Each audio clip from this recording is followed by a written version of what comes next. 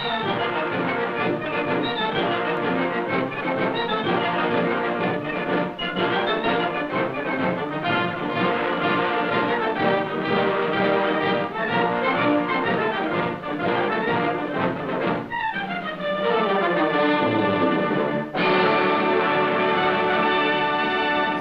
to start? Okay, I'm Wayne Krause. This is a story of my life in the Army, I guess. I was drafted in the Army in 1943.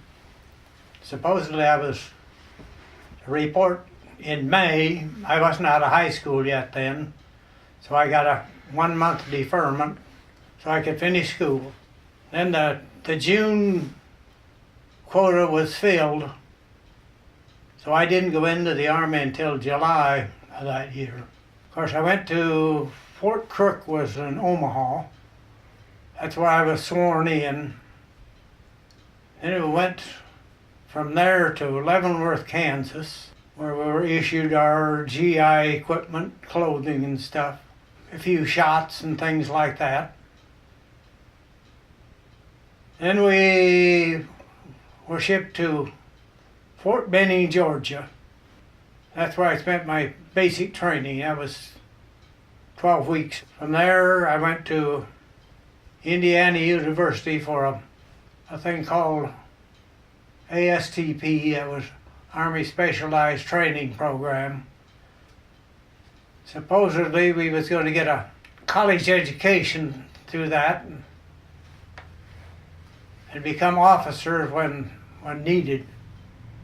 But after 3 months, they decided they didn't need that program anymore, so everything was closed down. Everybody at the University of Indiana was sent to Camp Campbell, Kentucky. It was Camp Campbell, and it's Fort Campbell now. There we was assigned to the 20th Armored Division. I was assigned to the 70th Armored Infantry Battalion. I ended up in the anti-tank platoon. Well, my official title, I guess, was gun loader. I was supposed to load this anti-tank gun. We had a corporal that was supposed to be the gunner. He was scared of the gun.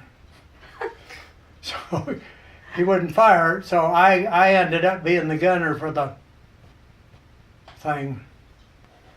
Of course, I always thought when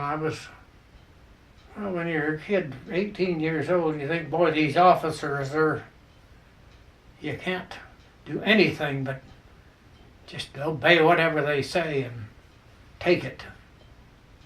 Now I can see where they're not supermen at all. They were just like the rest of us. In Fort Campbell, it was a big open space there, lots of room. We had lots of maneuvers out in the wilds, I guess they would call it. And that lasted till December. Then we were shipped overseas. We went to Camp Miles Standish just out of Boston and sailed for Europe from Boston.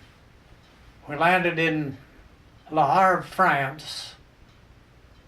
It was a mess. Everything was blown up and it looked like there was nothing left that was good there. Well, when we were in France, we had a garbage pit right in a corner of the road, a crossroad. We had one old guy that went out and got drunk about every night. He come through took a shortcut through there and fell in the garbage pit. Of course, everybody thought that was great. A couple days later, I was out there at night. Here's some guy come across there, took a shortcut, fell in. I started laughing. Turned out he was a major. So he gave me guard duty over that card pit for the rest of the night. From there, we went to a reassembling camp to get reassembled and get all of our equipment back together, and we trained a little bit there, and then we took off for Germany. We went through France, through Belgium and Luxembourg, a little corner of the Netherlands. Then we entered Germany. Well, we didn't do too much for a little while. We set up a lot of training stuff and make-believe war. One day, our platoon was sent south along the Rhine River. Evidently, it was the last push that the Germans was making on their counterattack on the Bulge. And we was on one side of the river, and on the other side, you could hear the artillery and everything firing away all day long. We sat there for all day, and next day we turned around and went back to join our regular unit, which was probably 50 or 60 miles north of there. From there we crossed the Rhine River, and I can't think of all the names of the towns, but probably our first real taste of war was we camped in the Black Forest, and during the night we could hear some German tanks grinding around over not too far from us. But in the morning they was gone, so we lucked out. From there we moved a little further into Germany. There's where we run into Bed Check Charlie, that's what we called him. A single plane. He come over about 5 or 6 nights in a row and strafed our area. He never come really close to where we were. I don't know how close he came to any of the rest of the units, but we were quite a ways from him. But we could hear him coming over and fire away every night for about, I think, 5 or 6 nights in a row he was out there. While you guys were Yeah, sleeping? he was firing these machine guns that they flew over and strafing us, but I would guess he was mostly trying to scare us because their Air Force was practically non-existent by that time. Let's see, we ended up going into Munich. That's where our division done most of their fighting, was right around Munich. And our company was in the reserve. Company A and Company C were in the front, and Company B was in the reserve part, so we were kind of at the back of the line and really didn't get into the nasty part of it there. We came to Dachau prison camp. And our outfit, and I think it was the 45th Infantry Division, liberated that camp. And that's something you wouldn't want to see. It wasn't the biggest camp, but this was a place that they done a lot of experimenting on human beings, different, not too good at things. And they had for the crematory there, I think they had 4 ovens, and the prisoners died so fast that they couldn't keep up with them. And there was a boxcar full of bodies that they didn't know what to do with, I guess. They couldn't cremate them fast enough.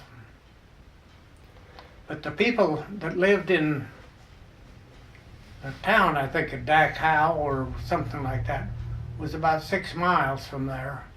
And the people in that town claimed that they didn't even know that camp was there, which is hard to believe.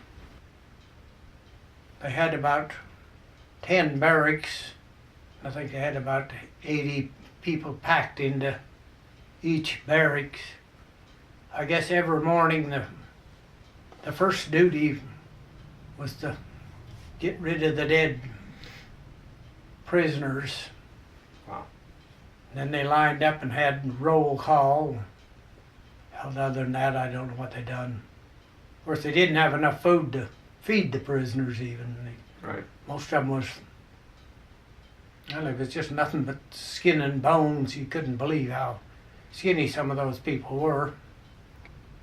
And we had to set up a prisoner of war camp, just kind of a big open space, a fence around it.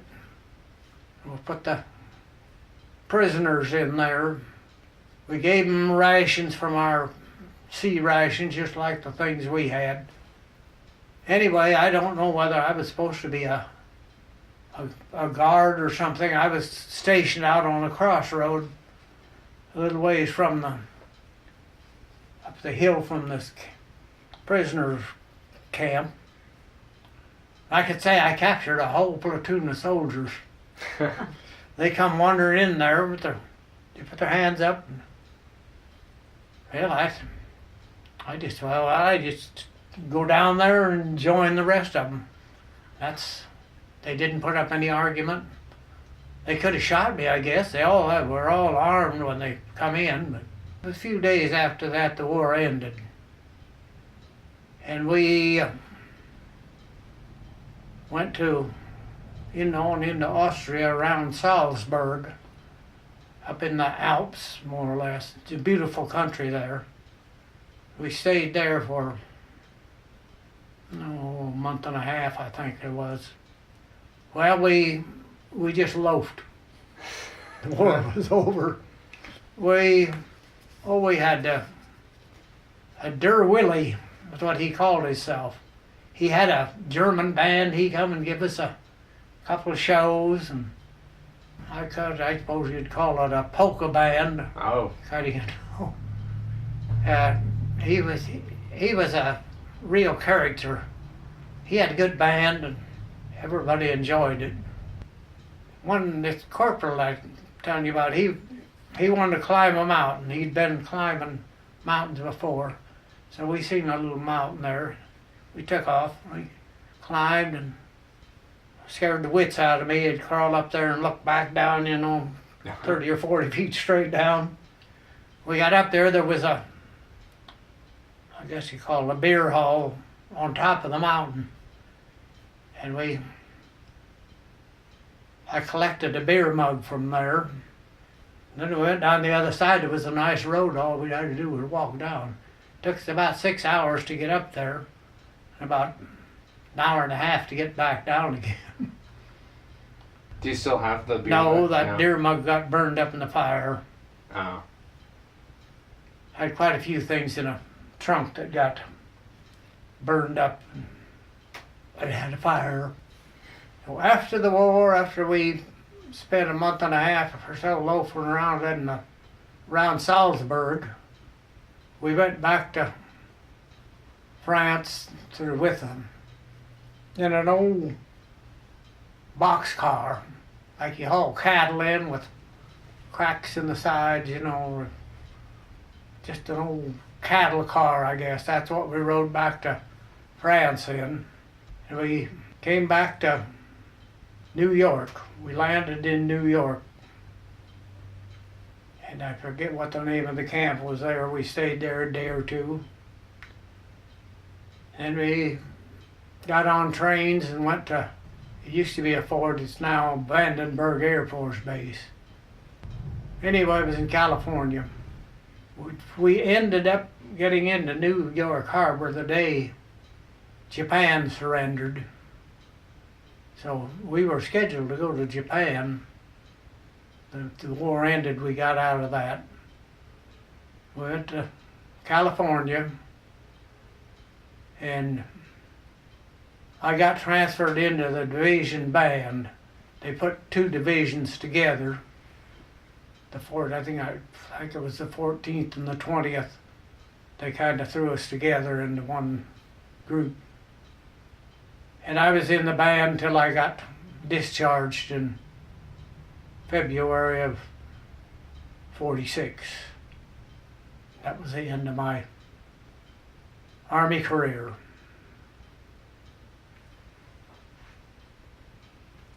It wasn't good, but it was an experience that the glad you had, but you're glad you got through it. I didn't win any Medal of Honors or anything like that. I did get a good conduct medal. Of course, they give them out to everybody. And I have a victory medal and a Bronze Star, and that's it. And I don't think I want to go back in the Army again. This was our dress uniform. This was our fanciest. Well, maybe for inspections or whenever you wanted to look good, I guess. This is a German P-38, and that's some kind of a Spanish pistol, I'm not sure what. These are all the German decorations here. German belt buckles. Some of them are kind of older than the others, and they're all Nazi stuff. There's a German Iron Cross. This is the head of a bazooka. That's a 50 caliber bullet. This was Company B, it says the 70th Armored Infantry. That's me right there in the second row, the second person. I don't know, these picked them up somewhere. Kind of gathered things and stuffed them in your duffel bag and carried them along. If you thought you had something better, you threw out something, put something better in. That's what I ended up with, just the rest of the stuff is just here and there. That's a German bayonet there. And that's actually, I think, American one there. Here's a German helmet. And this is an American, this is the helmet liner. We had a steel helmet that fit over the top of that. The Germans was just one solid piece. That one was a banker in Bloomington, Indiana, gave me that big before I went overseas. The dog tags, yeah, those are my dog tags. These are just badges for you practice rifle and stuff, and you made them if you've done good enough. That's the victory medal. Anyway, one of them's a good contact medal, and the other one's a victory medal, and this one's a Bronze Star. You met Charlene in high school, right? Met her in the kindergarten. You met her in kindergarten. Yeah, we started to school together. We didn't notice each other, I think, till about the last of our sophomore years. And I noticed what girls were different. Then I come back on my first furlough, and we got together and we talked, and we didn't have any arguments or anything, but when we left, I guess we kind of went each way. She was going to school, and she met Galen, and that's the way it went. So now we sit here in our chair and dream. That's all we're good for anymore. What do you dream about? Weird things.